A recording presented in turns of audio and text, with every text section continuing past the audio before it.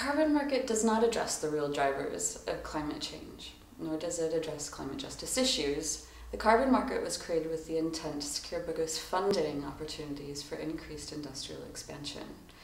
The idea was that this new carbon market would create a loophole in which the most polluting industries were not only given the rights to pollute, but could also make money from continuing to pollute.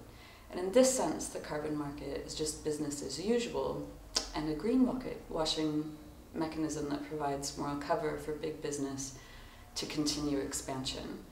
Carbon markets take two forms within the United Nations Kyoto Protocol, or what's considered a mandatory market, through cap and trade or a credit and trade system. The cap and trade system sets a cap or a limit on how much a company or government can pollute in any given time period. The companies that were polluting below this cap can then sell their fictitious excess to the company that is over-polluting, which results in what they consider a zero reduction. But of course, that's not how it works in practice.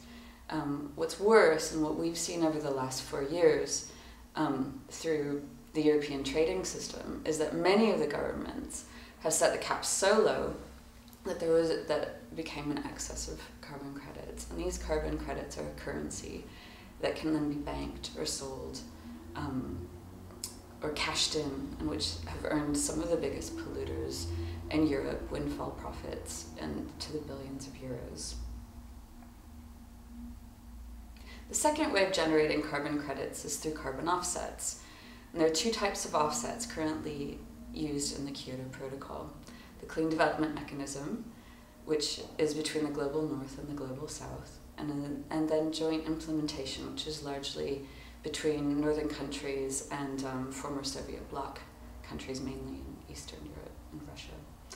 In this carbon trading system, the most polluting countries in the north can offset pollution by buying into the supposed carbon reduction projects in the global south, which sounds rosy in principle, but in practice what we've found is that the companies in the south that sell the credits to the north are the most polluting companies with some of the most erroneous human rights records and land grabbing procedures and water pollution as well.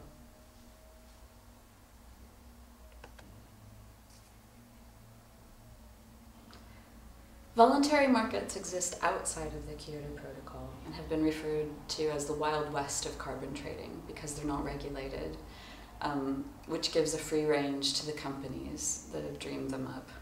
Most of these companies play on the guilt of northern consumers and offer them to offset their lifestyles by buying credits that are then supposedly invested in offset projects like planting trees, building ovens, biodigesters, wind generators, these kinds of things. And there are several arguments against this type of entrepreneurialism. One is that the companies take on large overheads, and it's been estimated that maybe 2 to 8% or something of the financing actually makes it to the project. But what's worse is that people are duped into believing that they can compensate for pollution from their luxury items with a click of a mouse. And that this further entrenches an illusion of responsibility. The only way to reduce pollution is by reducing pollution at the source. There's no magical reduction or magical solution. And if there was, then people with large cars or Hummers could just plant trees in their backyards and continue their lifestyle as it is. But clearly, then we shouldn't tempt them because this will be the next way.